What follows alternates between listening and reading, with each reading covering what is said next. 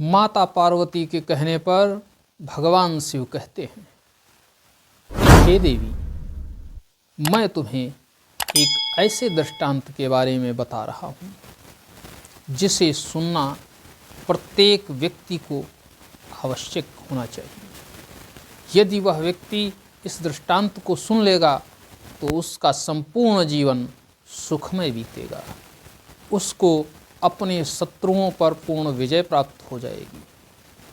माता पार्वती कहती हैं कि हे देवाधिदेव, इस तरह के दृष्टांत को हमें अवश्य सुनाएं जिससे कि लोकहित का कार्य हो, लोगों के उत्थान का मार्ग प्रशस्त हो।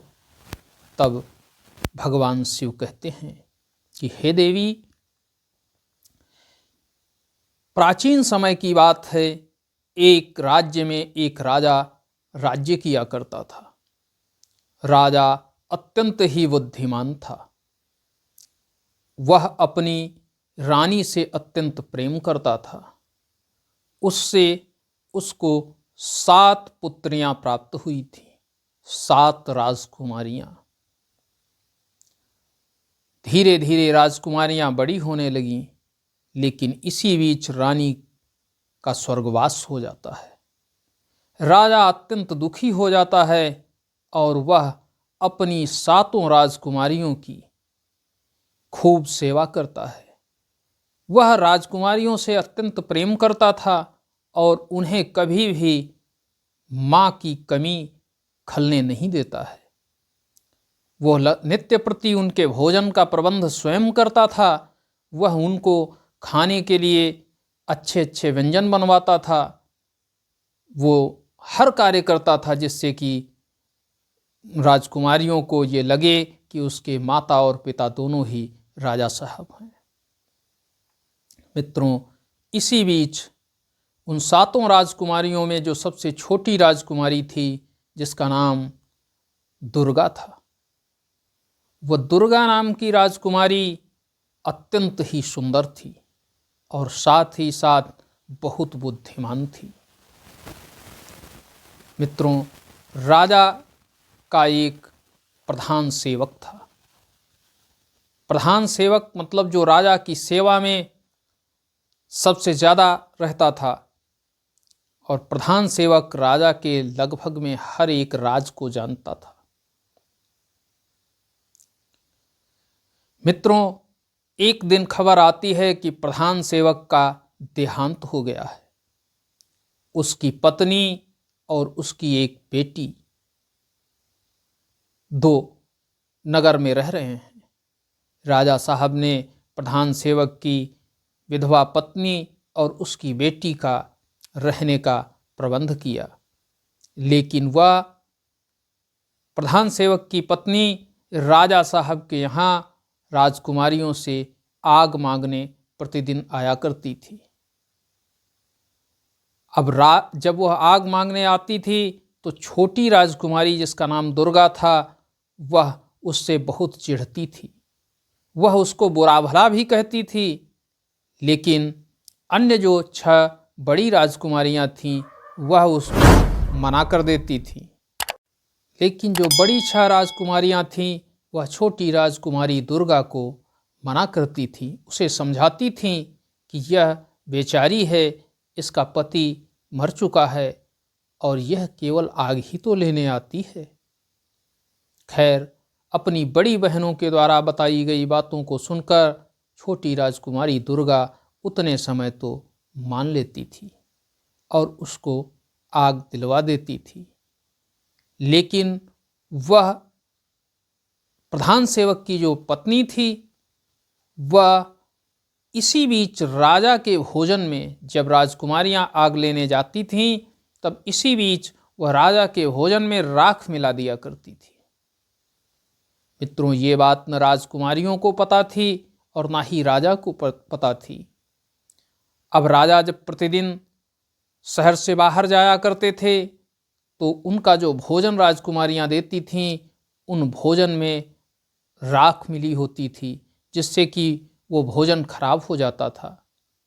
अब राजा जब उस भोजन को करता था तो वो भोजन अत्यंत खराब उनको लगता था, किरकिरा लगता था। लेकिन राजा अपनी राजकुमारियों के प्रति प्रेम की वजह से ये नहीं कहते थे कि भोजन खराब बना है, लेकिन यह प्रक्रिया प्रतिदिन होती थी।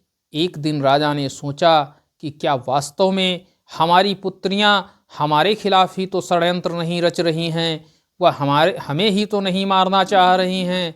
ऐसा सोचकर राजा ने कहा कि हम इसकी निगरानी करते हैं। अब राजा चुपके से, झरोखे से राजकुमारियों पर निगरानी रखने लगा और उसने उस दिन राजकुमारियों के द्वारा बनाए जा रहे अपने लिए भोजन का वो निरीक्षण कर रहा था। तो उसने देखा कि सभी राजकुमारियां पूरी स्वच्छता के साथ भोजन का निर्माण कर रही हैं और सभी राजकुमारियां मिलकर अपने पिता राजा साहब के लिए भोजन तैयार कर रही हैं। लेकिन इसी बीच एक ऐसी घटना होती है जो राजा को अंदर तक झकझोर देती है और राजा देखता है कि उनकी पुत्रियों के द्वारा जो भोजन बनाया गया है उस भोजन को एक स्थान पर रख दिया जाता है। लेकिन तभी प्रधान सेवक की वह विधवा पत्नी आती है और वह आकर के आग मांगती है, और ज्यों ही वह आग मांगती है त्यों ही उसकी छोटी पुत्री दुर्गा, जो छोटी राजकुमारी है, वह उसको भला बुरा कहती है और वहाँ से भगाने लगती है। लेकिन फिर भी उसकी जो बड़ी पुत्रियाँ थीं वह छोटी पुत्री दुर्गा को समझा बुझा करके उसे आग देने के लिए आग लेने चली जाती हैं। इसी बीच वह प्रधान सेवक की विधवा पत्नी राजा के भोजन में राख मिला देती है। ऐसा देखकर राजा अचंभित हो जाते हैं, उनके पैरों तले की जमीन खिसक जाती है। वो कहते हैं, मैं स्वयं अपनी पुत्रियों के ऊपर संदेह कर रहा था और यहाँ तो कुछ माजरा अलग ही है। ऐसा सोचकर राजा वहाँ से अपने राज दरबार पहुँचते हैं और राज दरबार में पहुँच करके अपने सैनिक को आदेश देते हैं कि तुरंत ही प्रधान सेवक की पत्नी को हमारे सामने प्रस्तुत किया जाए।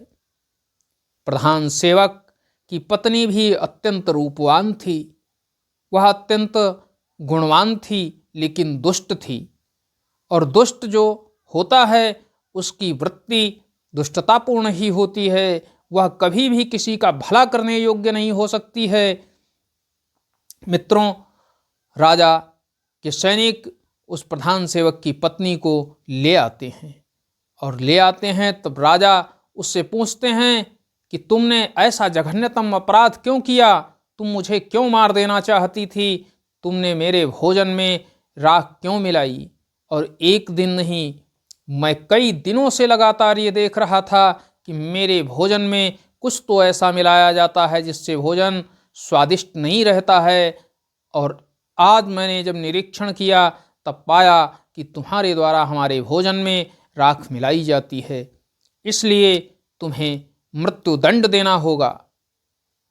जब राजा ऐसा कहता है तो वह अत्यंत ही चतुर महिला राजा से कहती है कि हे राजन, आप परम ज्ञानी हैं, आप अत्यंत बुद्धिमान हैं, लेकिन मैंने सोचा कि मैं जिस राजा के राज्य में रह रही हूँ उस राजा की बुद्धि परीक्षा भी होनी चाहिए, इसलिए मैंने ये अपराध किया है। मैं आपकी बुद्धि की परीक्षा लेना चाहती थी, लेकिन अब मुझे विश्वास हो गया है, भले ही मृत्युदंड मिल जाए लेकिन मेरे देश का जो राजा है वह अत्यंत ही बुद्धिमान है, अत्यंत ही न्यायप्रिय है, अत्यंत ही चतुर है। इस तरह से वह प्रधान सेवक की पत्नी राजा की तारीफों के पुल बांधे जा रही थी। राजा की भी मति मारी गई थी और राजा ने कहा कि इसको मृत्युदंड न दे करके इसको दंड के रूप में मैं अपनी रानी बनाऊंगा, मैं इससे विवाह करूंगा।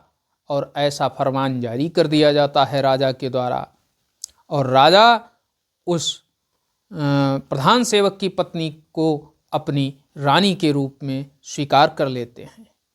मित्रों, ज्यों ही वह औरत रानी बनती है त्यों ही वह राजमहल पर एकाधिकार करना आरंभ कर देती है। वह राजकुमारियों के अधिकारों को सीमित करने लगती है और अपनी पुत्री उसको राजकुमारी का दर्जा दिलवाने का प्रयत्न करने लगती है। राजकुमारियां इस स्थिति को देखकर अत्यंत अचंभित हो जाती हैं, लेकिन वह कुछ कह भी नहीं पाती हैं, क्योंकि राजा साहब का विवाह हो चुका है और यह नई माँ उनकी है और नई माँ के द्वारा उन्हें इस तरह से परेशान किया जा रहा है। अब वह दुष्ट औरत उन 7 राजकुमारियों के साथ एक जैसा ही व्यवहार कर रही थी। जहाँ वह छोटी राजकुमारी से अत्यंत ज्वेलसी रखती थी, छोटी राजकुमारी उसे एक भी पल के लिए नहीं भाती थी, वहीं जो राजकुमारियां उसके ऊपर दया दिखाती थीं, उनके साथ भी वह वैसा ही बर्ताव करती थी जैसा कि छोटी राजकुमारी के साथ करती थी। उसने धीरे धीरे राजमहल में जो भोजन राजकुमारियों के द्वारा के लिए तैयार किया जाता था, उस भोजन से राजकुमारियों को वंचित करने लगी, उन्हें रूखा सूखा भोजन प्रदान करने लगी। मित्रों, उस तरह का भोजन राजकुमारियों को पसंद नहीं था, अतः वह पूर्ण रूपेण भोजन नहीं कर पाती थीं, थोड़ा बहुत ही ऐसे ही खाती थीं। ऐसे खाते खाते 2-3 दिन बीत गए, लेकिन क्षुधा तो क्षुधा होती है, उसको तो शांत करना ही पड़ेगा। इस वजह से छोटी राजकुमारी व्याकुल हो गई। तब उन 7 राजकुमारियों ने मिलकर के अपनी माँ की जो समाधि थी उस समाधि के पास गईं और उन्होंने बताया कि हे माता, मुझे जो भोजन मिलता है वो भोजन करने योग्य नहीं है, और जो पिताजी ने दूसरी शादी की है, वो जो माताजी आई हैं वह अपनी पुत्री को तो बहुत स्नेह करती हैं, जो उनके साथ आई थी पुत्री उसको बहुत स्नेह करती हैं और उसको सब कुछ प्रदान करती हैं, उसके लिए अलग भोजन की व्यवस्था करवाती हैं, लेकिन हम 7 बहनों के लिए वो रूखा सूखा ही दे देती हैं, जो मैं निगल ही नहीं पाती हूँ, वह भोजन मैं नहीं कर पाती हूँ। इस वजह से मैं भूख से लगातार पीड़ित रहती हूँ। आखिर माँ तो माँ होती है, चाहे वह कब्र में हो या बाहर। माँ का हृदय तुरंत ही अपनी संतान के लिए द्रवित हो जाता है और उस समाधि से एक पेड़ का जन्म होता है, एक पौधा जन्म लेता है और वह देखते ही देखते पेड़ में परिवर्तित हो जाता है और वह पेड़ होता है अनार का। और उस पर अनार के फल लगने लगते हैं और वह भी ऐसे फल जो कि अत्यंत ही रसदार होते हैं, अत्यंत ही मीठे होते हैं। उनके दाने देखते ही व्यक्ति के मन को लुभाने लगते हैं। राजकुमारियां उस वृक्ष से अनार के फल तोड़ती हैं और उन्हें खाती हैं।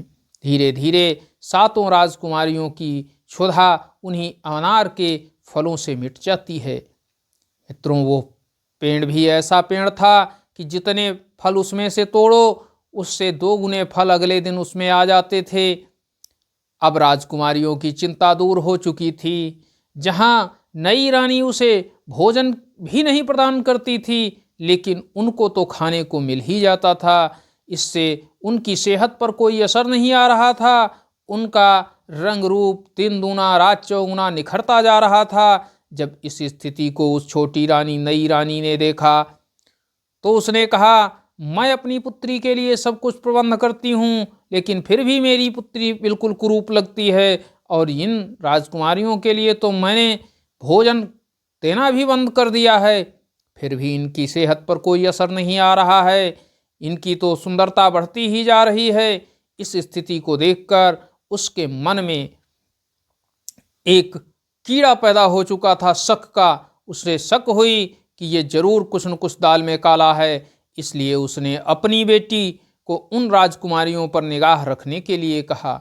उसकी बेटी ने राजकुमारियों पर निगाह रखना आरंभ कर दिया तो उसने देखा कि वो 7 राजकुमारियां अपनी माँ की समाधि पर जाती हैं और उस समाधि पर लगे हुए अनार के पेड़ से मीठे सरस अनार के फल तोड़ करके खाने लगती हैं और वह धीरे धीरे उन्हीं की तरफ बढ़ती जा रही थी। ज्यों ही उस लड़की को देखा छोटी राजकुमारी दुर्गा ने, तो वह उस पर चिढ़ने लगी और कहने लगी कि ये देखो यहाँ आ रही है, हम लोगों को ये मीठे फल खाते हुए देखेगी, ये जा कर के अपनी माँ से बताएगी। और वह छोटी रानी तुरंत ही हमारे ऊपर कोई न कोई एक प्रतिबंध लगा देगी, इसलिए इसको यहाँ से भगा दिया जाए, इस पेड़ के करीब ना आने दिया जाए। लेकिन जो बड़ी राजकुमारियाँ थीं उन्होंने उसे बार बार समझाया और कहा कि हे बहन, तुम परेशान न हो, ये भी मेरी बहन है और इसको भी माँ के द्वारा जो ये फल प्रदान किए गए हैं इसको भी खाने को मिलने चाहिए। तब खैर दुर्गा मान जाती है और वह सभी बहनें मिलकर के उस बहन को भी वो मीठे सरस अनार के फल खिलाती हैं। और जब अनार के फल खाने को मिल जाते हैं उसको, तो वह जाती है और अपनी माँ से बताती है कि हे माँ, ये सातों बहनें जाती हैं और अपनी माँ की समाधि के पास बैठती हैं और उस समाधि पर ही एक अनार का वृक्ष उगा हुआ है, उसमें से फल निकलते हैं और वह इतने ही मीठे और सरस हैं कि उनको जो एक बार खा लेता है वो उसकी क्षुधा शांत हो जाती है। मैंने भी वो फल खाए हैं, वह मुझे अत्यंत प्रिय लगे हैं और उनको खाने से ही इनकी सेहत नहीं गिर रही है, ये दिन प्रतिदिन कांतिमान हो रही हैं, इनकी सुंदरता भी बढ़ती जा रही है, हष्टपुष्ट होती जा रही हैं। जब इस बात को सुना उस नई रानी ने, तो उसने तुरंत ही उस पेड़ को नष्ट करने की योजना बनाई कि जब पेड़ ही नहीं होगा, बांस ही नहीं होगा, तो बांसुरी कहाँ से बजेगी, बनेगी ही नहीं बांसुरी। ऐसा सोच करके उसने सोचा कि इस पेड़ को ही नष्ट करवा दिया जाए। और वह तुरंत ही बैठ जाती है और कहती है कि हमारे सर दर्द हो रहा है, सर हमारा फटा जा रहा है। राजा साहब आते हैं तो पूछते हैं, तो वो कहती है हमारा सर दर्द हमें हो रहा है, सर फटा जा रहा है। तो राजा कहते हैं तो हम वैद्य जी को बुलाते हैं, तुम्हारा ट्रीटमेंट करवाते हैं। तो वह कहती है नहीं नहीं, इसकी कोई आवश्यकता नहीं है, मेरा उपचार मुझे मिल गया है, इतना सब करने की आवश्यकता नहीं है। वह जो बड़ी रानी की कब्र पर अनार का पेड़ है, उसकी शाखों से, उसकी जड़ों से, उसके तने से, उसकी पत्तियों से जो एक काढ़ा तैयार किया जाएगा, यदि उस काढ़ा को मैं पीऊँगी और स्नान करूँगी तो मेरा ये सर दर्द दूर हो जाएगा, ऐसा मुझे वैद्य ने बताया है। अब राजा को तो पता नहीं था कि ये षड्यंत्र कैसा है, और राजा ने तुरंत ही सैनिकों को आदेश दिया कि जाइए और उस अनार के पौधे को वहाँ से उखाड़ कर लाइए और रानी जिस तरह बताएं उस तरह से काढ़ा बना करके तैयार करिए, और उससे रानी चाहे स्नान करें या सर धुलें, जो कुछ भी करें, इन्हें फ़ायदा होना चाहिए। मित्रों, सैनिक जाते हैं और उस अनार के वृक्ष को उखाड़ लाते हैं। उसको उखाड़ लाने के बाद वह तुरंत ही उस अनार के पौधे से काढ़ा बनवाते हैं और काढ़ा बनवा कर रानी के सामने प्रस्तुत करते हैं। वह रानी जो कि ढोंग बना रही थी, उस रानी को कुछ हुआ ही नहीं था, और उसने उस काढ़ा को लिया और ले जाकर के बाथरूम में नाली में बहा दिया और उसने कहा कि मैंने स्नान कर लिया है, अब मैं बिल्कुल ठीक हूँ, मुझे कोई दिक्कत नहीं है, अब मैं बहुत अच्छा महसूस कर रही हूँ। राजा भी अत्यंत प्रसन्न हुए। लेकिन उस रानी के द्वारा किए गए इस क्रियाकलाप को देखकर वो सातों राजकुमारियाँ अत्यंत दुखित हो चुकी थीं, क्योंकि वह जानती थीं कि उनकी माता के द्वारा जो फल वृक्ष उन्हें दिया गया था, जिसको खाकर वो अपनी क्षुधा शांत करती थीं, वह भी अब तो नष्ट हो गया है। अब वो क्या खाएंगी, क्योंकि रानी तो उनको भोजन दे नहीं रही है। ऐसी स्थिति में वह सभी बहुत ही व्याकुल थीं और व्याकुलतावश वह पुनः अपनी माता की कब्र के पास पहुँची।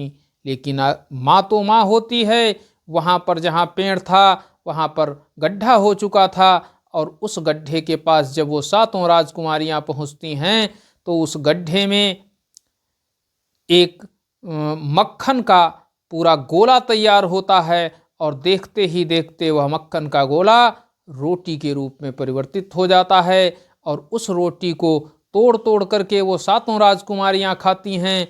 वह रोटी अत्यंत ही स्वादिष्ट होती है, उसके अंदर संपूर्ण पदार्थ मिले होते हैं। ऐसी रोटी उस माँ के द्वारा उस कब्र से बना दी जाती है। अब वो राजकुमारियाँ उसको खाने लगती हैं। जब रानी को ये पता चलता है, वह रानी देखती है कि जब उस फल के वृक्ष को भी मैंने कटवा दिया है, अनार का पेड़ भी नहीं बचा है, फिर भी इन राजकुमारियों के ऊपर कोई असर क्यों नहीं हो रहा है? यह तो पुनः, और इन्हें भोजन भी नहीं दे रही हूँ, फिर भी यह अच्छी हैं, स्वस्थ हैं, सुंदर सुंदर हैं। इनमें तो परिवर्तन होना चाहिए था, इनको तो दुबला हो जाना चाहिए था। इसका मतलब ये जरूर है कि कोई न कोई उपाय जरूर इनको मिल गया है। ऐसा सोचते हुए उस रानी ने पुनः अपनी बेटी को उन राजकुमारियों के पीछे लगा दिया। और जब वो राजकुमारी अपनी माँ की समाधि के पास पहुंची और तुरंत ही वह मक्खन और रोटी बनकर के तैयार हुआ, त्यों ही वह फिर से पहुंच गई और उसको देख करके एक बार पुनः छोटी राजकुमारी दुर्गा चिढ़ती हुई बोली कि ये देखो फिर आ गई है और फिर से ये हमारी इस मक्खन रोटी जो माता के द्वारा प्रदान की जा रही है उसको भी ये हमसे दूर करवा देगी। लेकिन बड़ी बहनों के द्वारा उन्हें फिर समझाया गया। जैसे समाज में है नहीं कि अगर कोई काम आप अच्छा कर रहे हैं और उससे कुछ लोग बुरा बनाना चाहते हैं तो कुछ लोग उन बुरे लोगों का भी सहयोग करने लगते हैं और कहते हैं ठीक है, देखते देखते अच्छा हो जाएगा। आज वही स्थिति उन 6 राजकुमारियों की थी। उन्होंने पुनः एक बार दुर्गा को समझाया और दुर्गा ने उस इस रानी की पुत्री थी उसको भी वह मक्खन रोटी खिलाई। वह भी उसको भी अत्यंत स्वादिष्ट लगी। उसने आकर के अपनी माँ से बताया कि हे माँ, वो जहाँ से पेड़ उखड़वाया गया था इन राजकुमारियों की माँ के ऊपर से, वहाँ पर गड्ढा हो गया था और ये राजकुमारियाँ वहाँ पहुँचती हैं, उस गड्ढे से मक्खन और रोटी निकलती है। मैंने भी उसे खाया है, वो अत्यंत स्वादिष्ट है, उसको खा करके भूख ही नहीं लगती है। जब रानी को ये जानकारी प्राप्त हुई तो रानी ने कहा, अरे ये स्थिति कैसे हो गई? अगर ऐसे ही रहेगा तो ये राजकुमारियों को तो मैं भूख से मारना चाहती हूँ और इनके ऊपर तो कोई असर ही नहीं होगा। ऐसा सोचते हुए उसने तुरंत ही कुछ सैनिकों को आदेश दिया कि तुरंत ही जाइए उस कब्र अर्थात उस समाधि को खोद करके समाप्त कर दीजिए और वहाँ पर एक कूड़े का ढेर बना दीजिए। मित्रों, जब वहाँ पर कूड़े का ढेर बन जाता है, राजकुमारियाँ बहुत परेशान हो जाती हैं कि अब वह क्या करेंगे। अब रानी भी अपना दिमाग लगातार चला रही थी, उन राजकुमारियों को सदैव के लिए अपने पास से हटा देना चाहती थी, उस राज्य से दूर कर देना चाहती थी। और दूर करने का तरीका उसने ये निकाला था कि उसने राजा से कहा कि हे राजन, मेरा सरदर्द एक बार पुनः होने लगा है, लेकिन इस बार सरदर्द का इलाज थोड़ा महंगा है। राजा ने कहा, तुम एक बार कहकर तो देखो, दुनिया में ऐसी कौन सी वस्तु है जो ला करके मैं तुम्हें नहीं दे सकता हूँ।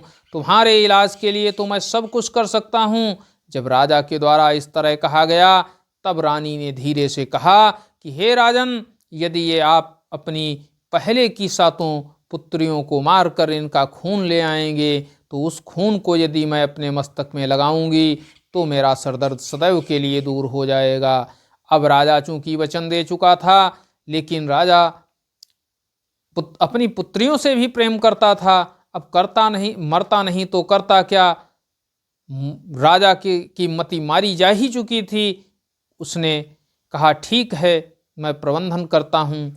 और वह अपनी अगले ही दिन 7 पुत्रियों को एक जंगल की ओर ले जाता है। कहता है, मैं तुम्हें शिकार कराने के लिए ले चल रहा हूँ। और वहाँ जब लेकर के राजकुमारियों को जाता है तो मित्रों, वो राजकुमारियों के लिए भोजन बनाता है और भोजन बना करके उन्हें खिलाता है।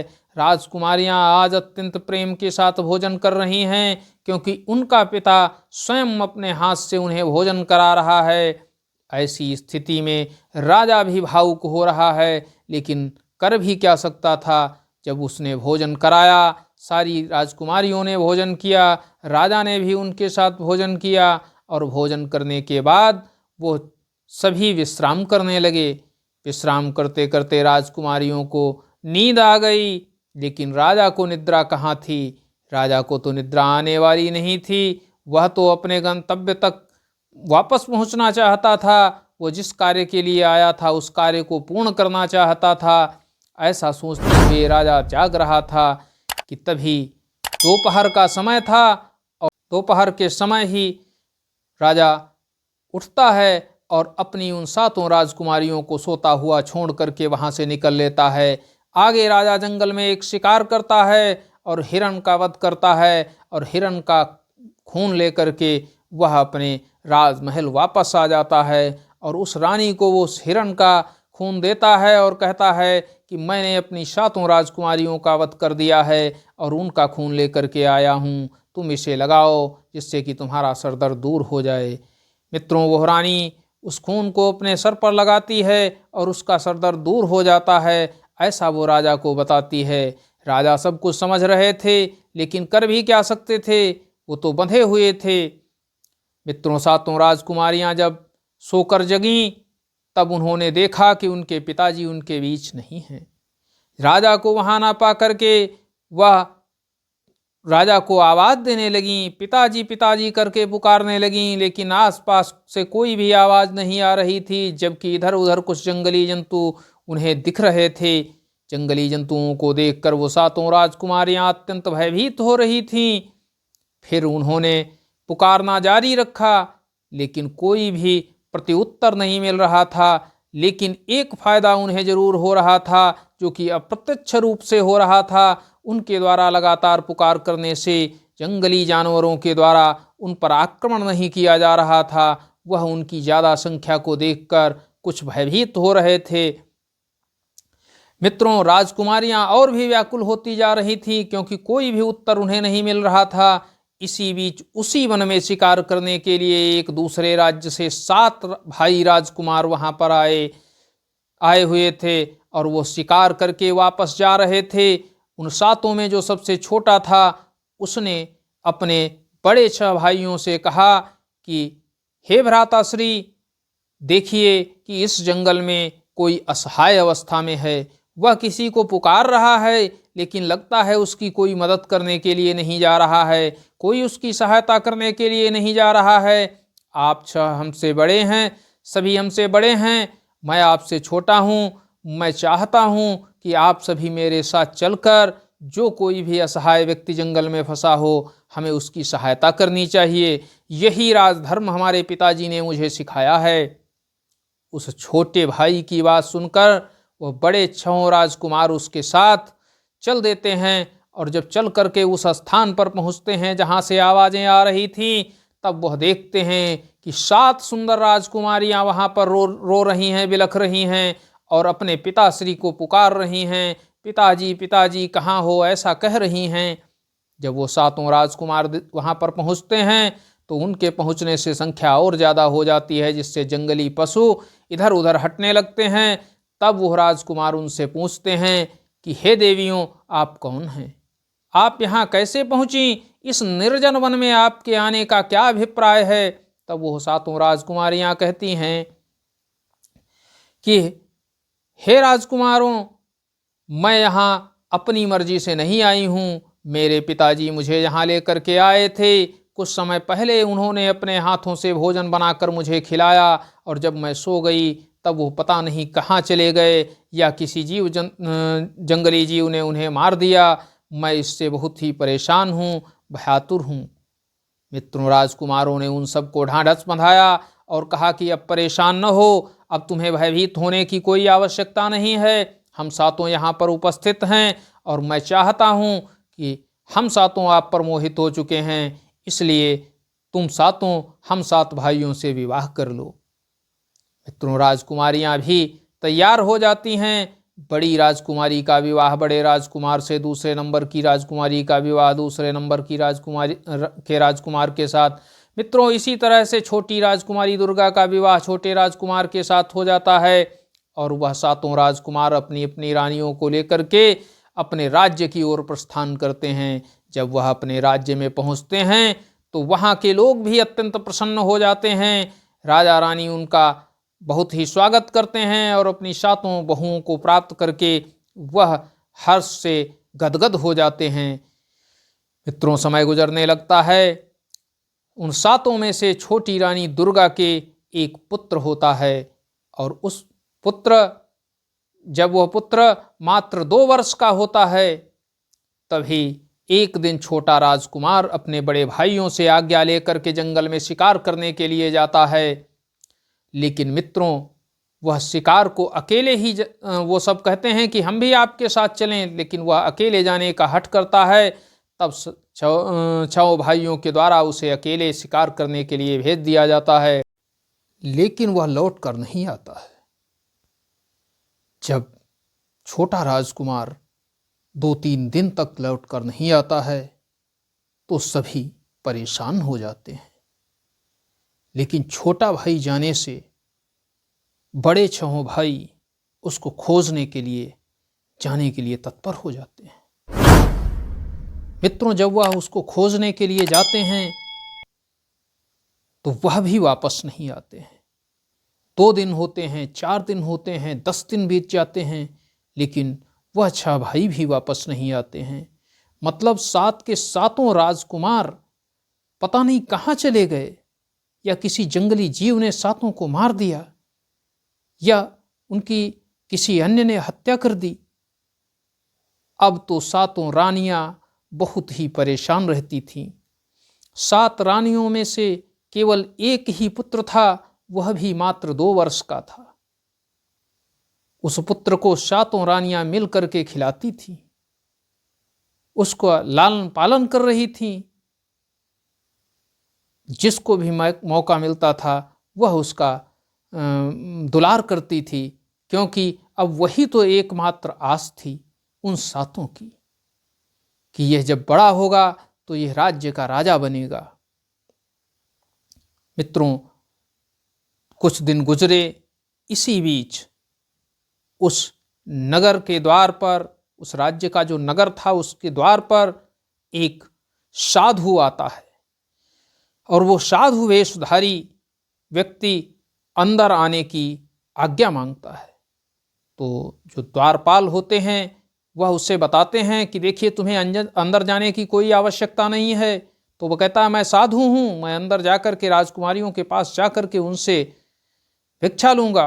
तो वो कहता, अंदर जाने की कोई आवश्यकता नहीं है। हमारे राज्य के जो 7 राजकुमार थे वो 7 के 7 ही जंगल में शिकार खेलने के लिए गए थे, कोई भी वापस नहीं आया है, और पूरा राज्य जान रहा है कि हमारे राजकुमारों की हत्या कर दी गई है, इसलिए अंदर किसी को भी जाने से मना किया गया है।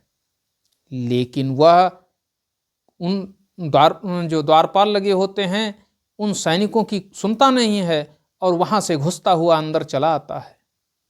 जब वह घुसता हुआ अंदर चला आता है, वो उसको रोकने का प्रयत्न करते हैं, लेकिन रोक नहीं पाते हैं।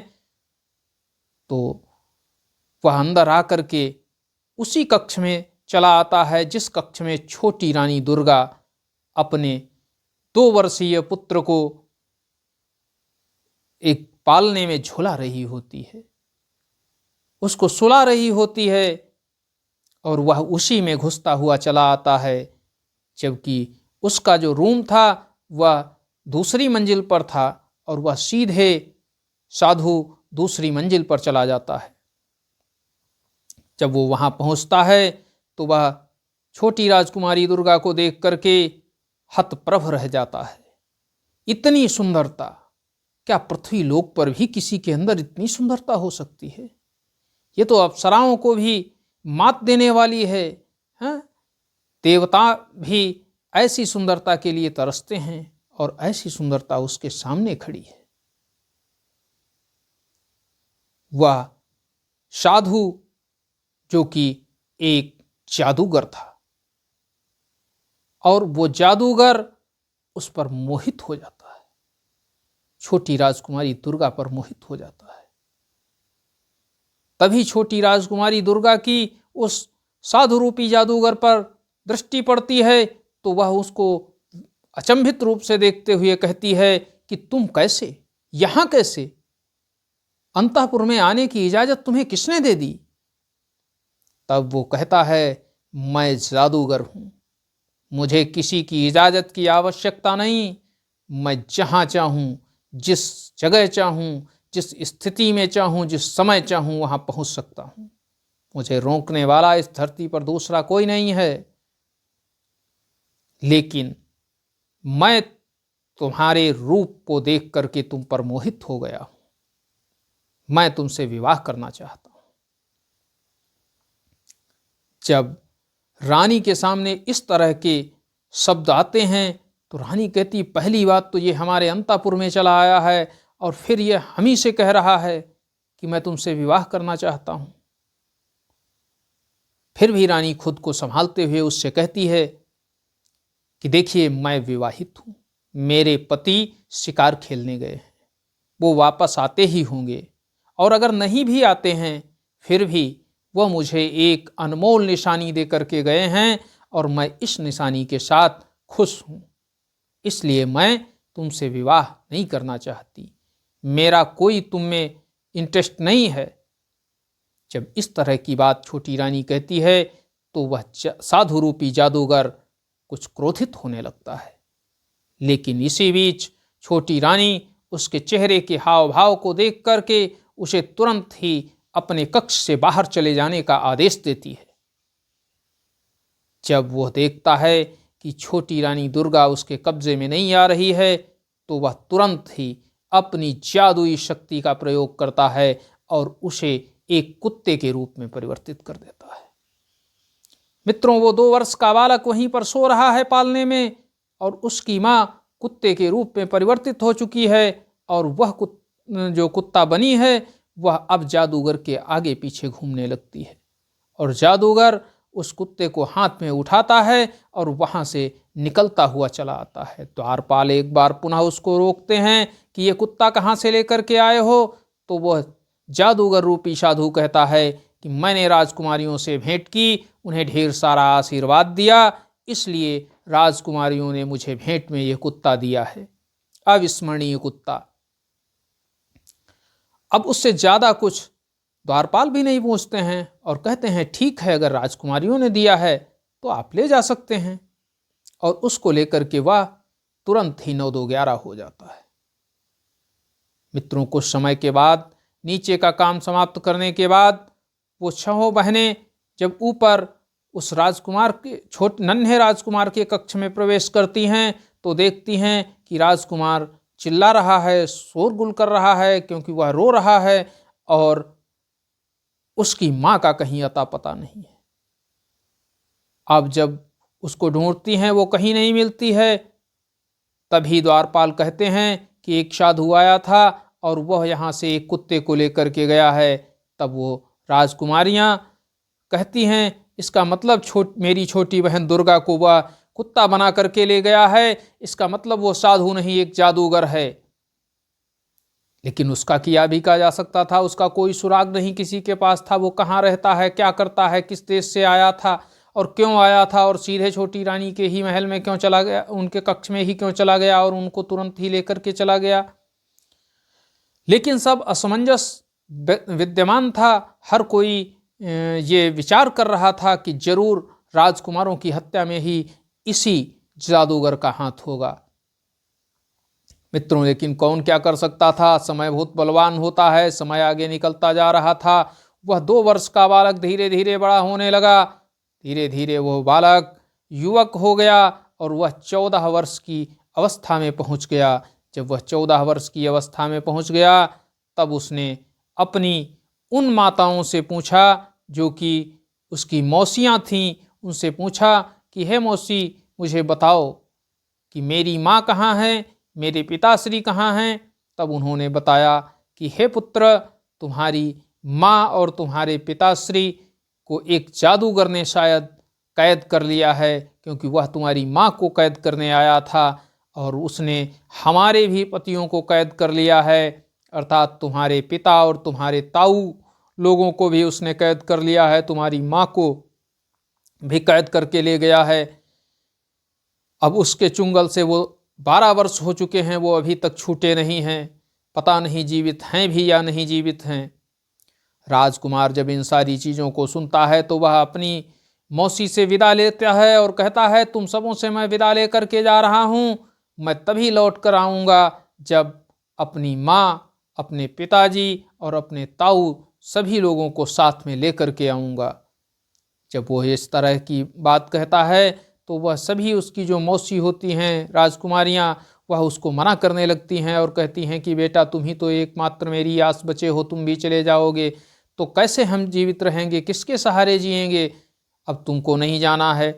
जब वो उसको मना करने लगती हैं तो वह कहता है कि मुझ पर विश्वास करो, मैं अवश्य आऊँगा, और वह जादूगर किसी भी कोने में, धरती के किसी भी कोने में रहे, मैं उसे ज़रूर खोज निकालूंगा और उसके हाथ चुंगल से अपने पिताजी, माताजी और ताऊ जी को जरूर छुड़ा करके लाऊंगा।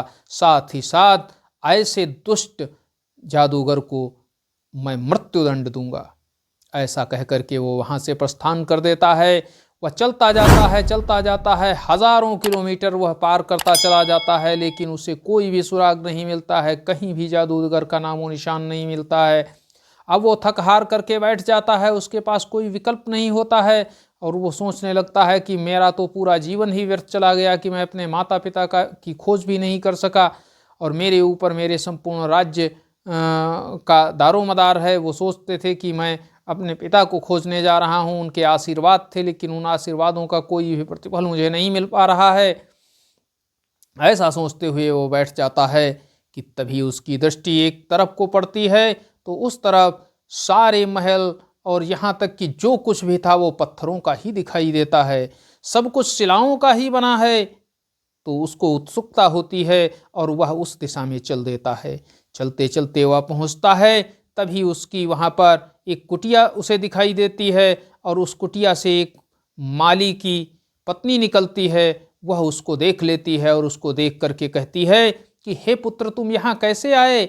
ये ऐसा निर्जन ऐसा क्षेत्र है, बहुत ही खतरनाक है। यहाँ पर एक जादूगर रहता है, वो सभी को बंदी बना लेता है। तुम यहाँ क्या करने आए हो? तुम्हारे प्राणों को संकट हो गया है, मैं भी उसकी बंदिनी हूँ। उसने इससे पहले एक राजकुमार को बंदी बनाया, फिर उसके 6 भाइयों को बंदी बना लिया, उसके बाद वो उसके राज्य को गया और उसकी एक अत्यंत सुंदर रूपवान पत्नी को भी वहाँ से उठा कर ले आया, और उसको भी उसने बंदी बना करके अपने कक्ष में रखा है। शेष को तो उसने पत्थर का बना दिया, लेकिन उनकी पत्नी को अभी भी रखा हुआ है, लेकिन उसने आज तक उनकी पत्नी बनने के लिए स्वीकार नहीं किया है। इसलिए वह इंतजार कर रहा है कि वह कब उनकी पत्नी बनने को स्वीकार करेगी। तब उस बालक के द्वारा बताया जाता है कि उन 7 राजकुमारों का मैं ही पुत्र हूँ, और वो उनकी पत्नी को जिसको उठा कर लाया है, वो मेरी माँ हैं। तब मालिन होती है, उसको उस पर दया आ जाती है, और वह कहती है कि पुत्र, तुम्हारे साथ ऐसा इस दुष्ट ने किया है, मैं तुम्हारी हर संभव मदद करूंगी, तुम्हारी मदद करने के लिए मैं तत्पर रहूंगी। तो उसके लिए तुम एक कन्या का भेष बना लो, और मैं उस जादूगर से बता दूंगी कि ये मेरी पुत्री है, और यदि कन्या के रूप में तुम नहीं आए तो वह तुम्हें पहचान कर तुरंत ही मार देगा।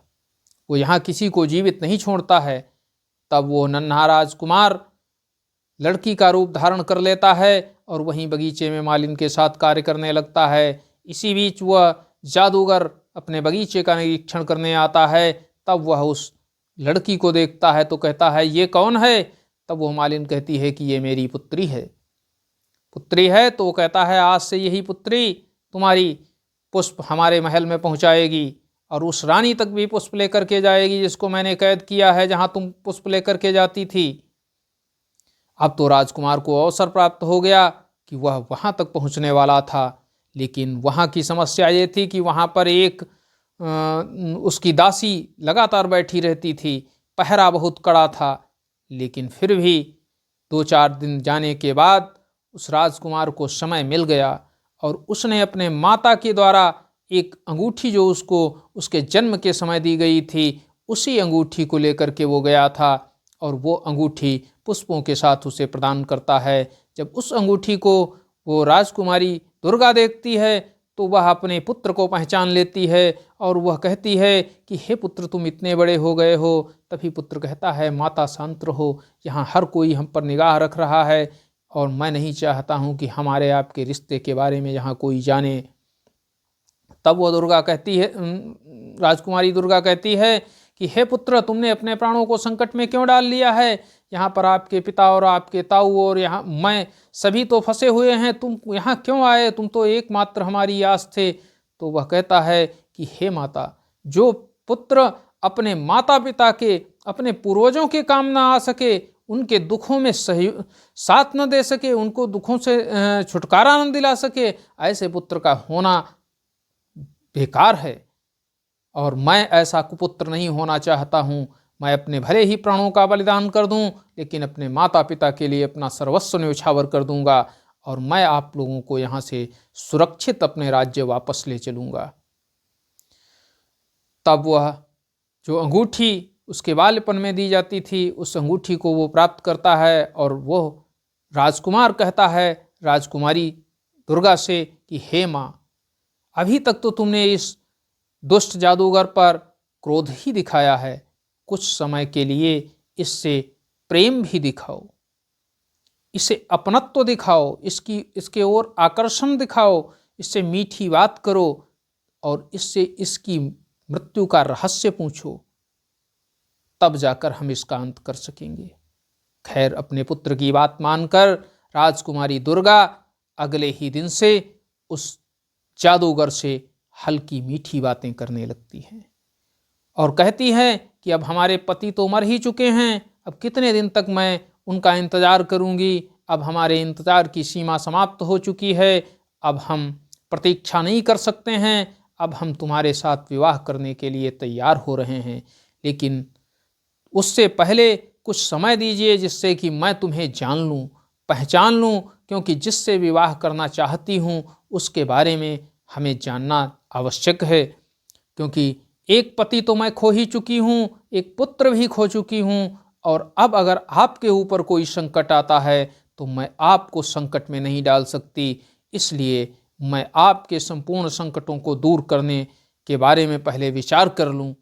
जब वह इस तरह से जादूगर से बात करती हैं तो जादूगर उन्हें ये बताता है कि तुम्हें भयभीत होने की कोई आवश्यकता नहीं, मैं कोई सामान्य नहीं हूँ, मैं एक असाधारण जादूगर हूँ, और मेरी मृत्यु हो ही नहीं सकती, क्योंकि मेरी मृत्यु तो एक तोते में है, मेरे प्राण एक तोते में बसते हैं, और वह तोता यहाँ से हजारों किलोमीटर दूर एक ऊंचे से पेड़ पर बंधा हुआ है, जिसकी रखवाली कई राक्षस कर रहे हैं, मुझे कोई नहीं मार सकता है। तब राजकुमारी उनसे पूछती है, कहती है ये तो मेरा सौभाग्य है कि अगला मेरा होने वाला पति ऐसा है कि उसे कोई नहीं मार सकता है। जब राजकुमारी दुर्गा के ये शब्द सुनता है वो जादूगर, तो वह मन ही मन अत्यंत प्रसन्न हो जाता है, लेकिन उसको पता नहीं था कि उसने अपने मृत्यु को आमंत्रित कर लिया है, और उसकी मृत्यु शीघ्र आने वाली है। राजकुमारी वह बात उस छोटे नन्हे राजकुमार को बताती है, और वह छोटा राजकुमार वहाँ से तुरंत ही प्रस्थान करता है, और चलते चलते उस स्थान पर पहुँचता है। जब देखता है कि एक बड़े से पेड़ से एक पिंजरा लटक रहा है, और पिंजरे में एक तोता है, लेकिन उसके चारों तरफ कुछ राक्षस बैठे हुए हैं, और वह निद्रावस्था में लग रहे हैं। वह कुछ देर उनका इंतजार करता है, उसके बाद धीरे धीरे चुपके से उस पेड़ की ओर जाता है, और उस तोते के पिंजरे को उतार करके वहाँ से फरार हो जाता है। राक्षस सोते ही रह जाते हैं, और वो वहाँ से उस पिंजरे को लेकर के सीधे जादूगर की बाग की तरफ आता है। और जब जादूगर की बाग की तरफ आता है तो जादूगर को ये पता चल जाता है कि वह उसका पिंजरा कोई छीन लाया है, क्योंकि वो राक्षस जब जागते हैं तो वो बताते हैं कि पिंजरा और तोता गायब हो चुका है। तो जादूगर पहले से ही अलर्ट हो जाता है। जब उस राजकुमार के हाथ में वो तोता होता है तो वो तभी आ जाता है जादूगर, और उससे कहने लगता है कि ये तोता मुझे वापस कर दो। तो राजकुमार कहता है ये बहुत दिन से मैं इसको पाल रहा हूँ, इस तोते को मैं तुम्हें कैसे दे सकता हूँ। तब वो कहता है इसको मुझसे बेच लो। तो राजकुमार कहता है मैं बेच तो नहीं सकता हूँ किसी भी कीमत पर। तो कहता है कि तुम कोई भी कीमत मांगोगे मैं इसकी कीमत दूंगा। तो राजकुमार कहता है कि अगर कोई भी कीमत देना चाहते हो तो फिर मैं जो कहूँ वो कीमत दीजिए, तो ये तोता मैं तुम्हें दे दूंगा। राजकुमार उस तोते की गर्दन को कसकर अपने हाथ मुट्ठी से पकड़ लेता है। तब वो राजकुमार कहता है कि पहले उन 7 राजकुमारों को जिंदा करो, और उनकी पत्नी को जो लेकर के आए हो उसे लेकर बाहर निकालो, और जितने भी लोगों को यहाँ पर तुमने कैद किया है सबको कैद मुक्त करो, तभी मैं ये तोता छोड़ूंगा। जादूगर की मृत्यु उस तोते से ही होनी थी। वो जानता था कि हमारे प्राण है इस तोते में, इस वजह से वो शीघ्रातिशीघ्र कर रहा था और उसने वहाँ की समस्त चीज़ों को जिन्हें निर्जीव बनाकर छोड़ा था उन्हें सजीव करता है। और जब वो सबको सजीव कर देता है तब वह राजकुमार उस तोते का एक पंख फाड़ देता है। जो ही एक पंख फाड़ता है त्यों ही उस जादूगर का एक हाथ टूट कट कर नीचे गिर जाता है, त्यों ही दूसरा पंख फाड़ देता है, उसका दूसरा हाथ कट करके गिर जाता है और उसके बाद वह उस तोते की गर्दन को मड़ोड़ देता है। इससे तोता तुरंत ही मर जाता है और जादूगर भी मर जाता है। लेकिन मित्रों, ज्यों ही जादूगर मरता है त्यों ही उस तोते के प्राण पुनः उसमें आते हैं और वह तोता एक बार फिर से पंख अपने जोड़ करके वहाँ से उड़ जाता है और अत्यंत प्रसन्न मुद्रा में वहाँ से चला जाता है। राजकुमार अपने परिजनों को और साथ ही साथ जितने लोग वहाँ बंधक थे उन सबको छुड़ा करके पुनः अपनी राजधानी की ओर आता है। और राजधानी में जब वह पहुँचता है अपने ताऊ और पिता तथा माता के साथ, तो पूरे राज्य में जश्न का माहौल हो जाता है। पूरे राज्य में कई दिनों तक उत्सव मनाया जाता है। उसके बाद वो राजकुमारियों से राजकुमार कहते हैं कि हे देवियों, मैं तुम्हारे पिताजी से तुम्हें मिलाने ले चलता हूँ।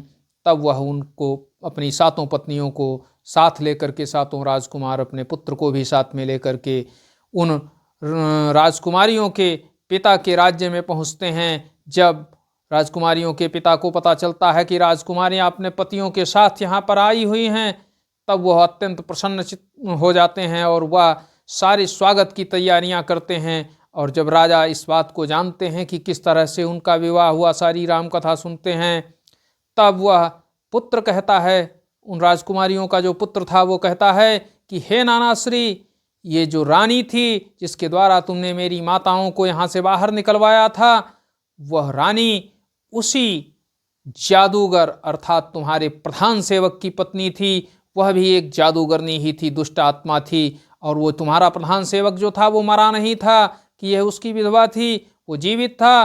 वो एक बहुत बड़ा जादूगर था और वो संपूर्ण संसार को अपनी मुट्ठी में करना चाहता था। उसकी निगाह मेरी माँ अर्थात राजकुमारी दुर्गा पर थी।